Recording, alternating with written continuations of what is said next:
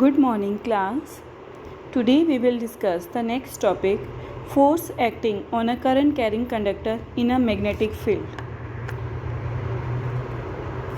Now, as we have already discussed in Oersted discovery, a current carrying conductor exerts a force on a compass needle, and then the reverse is also true. When the magnet must also exert an equal and opposite force on a current carrying conductor, which is shows by this experiment.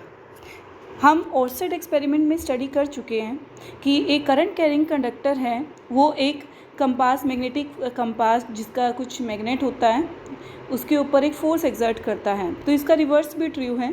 तो एक magnet भी एक current carrying conductor के ऊपर reverse में एक force exert करता है, जिसे हम इस एक्सपेरिमेंट के थ्रू एक्सप्लेन करते हैं।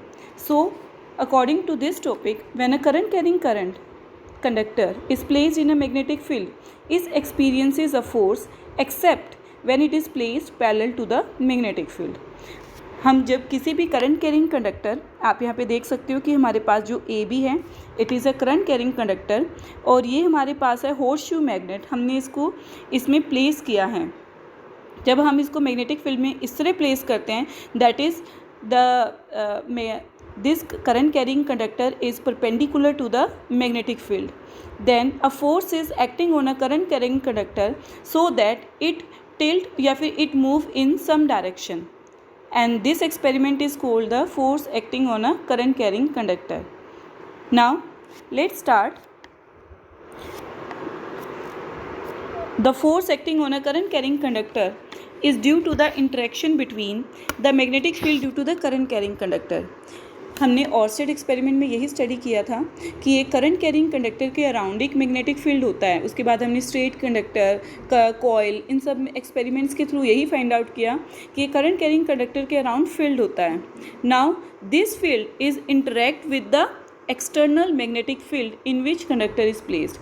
अब जो कंडक्टर के अराउंड जो फील्ड है और हम उसको जिस फील्ड में प्लेस कर रहे हैं, दोनों के फील्ड एक दूसरे के साथ इंटरेक्ट करते हैं, और इंटरेक्ट होने की वजह से ही जो कंडक्टर है उसके ऊपर फोर्स एक्सर्ट करती है, जिस वजह से वो मूव करता है। Now a current carrying rod A B experiences a force perpendicular to its length and the magnetic field. So हमारे पास, आप यहाँ पे देखो फिगर में, ए बी हमारे पास एक रोड है और हमने उसको एक हॉर्स शू मैग्नेट में प्लेस किया है। अब इस जो हमारे पास एक ये जो रोड है, ए बी रोड, ये हमारे एक कंडक्टिंग मटेरियल की है। हम इसको एल्यूमिनियम रोड कंसीडर कर सकते हैं, और इस वायर में जो हमारे पास ए बी हमने रोड कंसीडर की है, इसको हम बैटरी के थ्रू कनेक्ट करते हैं। This is the battery. तो बैटरी के थ्रू कनेक्ट करेंगे तभी इसमें से करंट फ्लो होगा, और जिसको फर्दर हमने इस एक जो मैग्नेट है हमारा हॉर्सशू मैग्नेट है उसके बीच में प्लेस किया हुआ है। तो जैसे ही इसमें से वायर में से करंट फ्लो होना स्टार्ट होता है, तो जो हमारे पास रोड ए बी पहले इस डायरेक्शन में थी वो मूव करना स्टार्ट कर देती है। इट मीन्स वो किसी एंगल पे टिल्ट हो जाती है। तो इस मूवमेंट को ही हम क्या कहते हैं, the force interaction between the two magnet field. So this is the experiment about the force acting on a current carrying conductor. Now here the question arises, how we find the force which is acting on a current carrying conductor, and how we can find the force. Now the direction of force on the conductor depend upon the direction of current and the direction of magnetic field. अब हमारी जो A B road है वो किस direction में move करेगी, एक तो वो फैक्टर के ऊपर डिपेंड करता है, करंट फैक्टर के ऊपर, एक ये डिपेंड करता है मैग्नेटिक फील्ड के ऊपर। अगर करंट की डायरेक्शन रिवर्स होती है तो जो रोड है, जो पहले हमारी जिस डायरेक्शन में मूव कर रही थी, फिर वो उससे अपोजिट डायरेक्शन में मूव करती है। सिमिलरली अगर हम मैग्नेट्स को चेंज कर देते हैं, उनके पोल्स को, तो उससे भी जो आपकी मूवमेंट की डायरेक्शन है, मतलब उसके ऊपर जो फोर्स एक्ट करेगी उसकी डायरेक्शन इसके अपोजिट हो जाएगी। Now a stationary charge kept in a magnetic field does not experience the force. अगर हमारे पास इस वायर में से कोई करंट फ्लो नहीं हो रहा और हमने इसको सिंपली एक मैग्नेटिक फील्ड में प्लेस किया है, तो इसमें कोई भी मूवमेंट नहीं होगी। इट मीन्स इसके ऊपर कोई फोर्स एक्ट नहीं होगी। This is the important point. So this is all about the force acting on a current carrying conductor in magnetic field.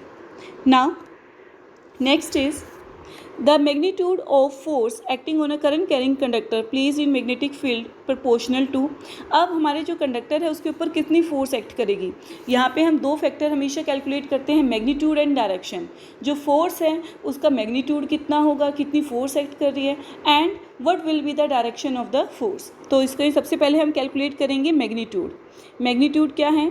First point, the force which is acting on the conductor is directly proportional to length of the conductor. तो जो force है, अगर conductor की length जितनी ज़्यादा होगी force भी उतनी ही ज़्यादा एक्ट करेगी। Next point is force is directly proportional to current I. जितनी ज़्यादा करंट का अमाउंट इंक्रीज़ होगा उतनी ही फोर्स की स्ट्रेंथ इंक्रीज़ होगी। And it is also directly proportional to B, means strength of magnetic field. Magnetic field हम जितना स्ट्रॉन्गर लेंगे उतनी ही फोर्स हमारे कंडक्टर के ऊपर एक्ट होगी। इन सभी पॉइंट्स को मर्ज करके हम एक इक्वेशन बनाते हैं, single equation, that is F proportional to ILB। और प्रोपोर्शनलिटी को हटाने के लिए हम यहाँ पे इक्वालिटी कंसीडर कर रहे हैं, तो हम यहाँ पे कांस्टेंट यूज़ करेंगे K, and here K is equal to 1। तो हमारे पास अल्टीमेटली जो मेन रिलेशन है वो आ गया F is equal to ILB।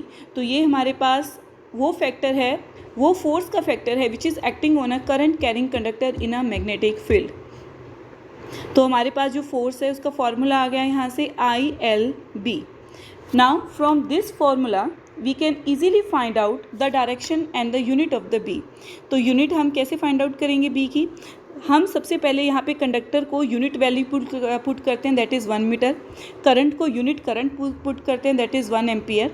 और फोर्स को यूनिट वैल्यू पुट करते हैं, that is 1 newton. Then B must be equal to 1 tesla. So tesla is the unit of the magnetic field through which we can calculate it. जैसे force की unit newton होती है, length की unit metre होती है, ऐसे ही magnetic field की स्ट्रेंथ की यूनिट होती है tesla. Now here is the definition of 1 tesla. 1 tesla क्या हो जाएगा?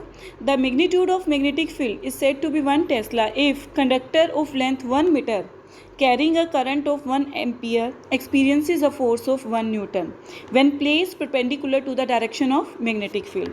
Here there is a relation between the Tesla, Newton, ampere and meter.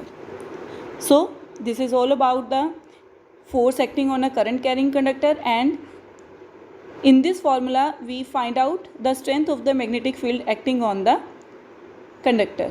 In the next topic we will study how we can find the direction of the force. And remember one point, if conductor is placed parallel to the magnetic field, there will be no force acting on it. The force only acting on it when it is placed perpendicular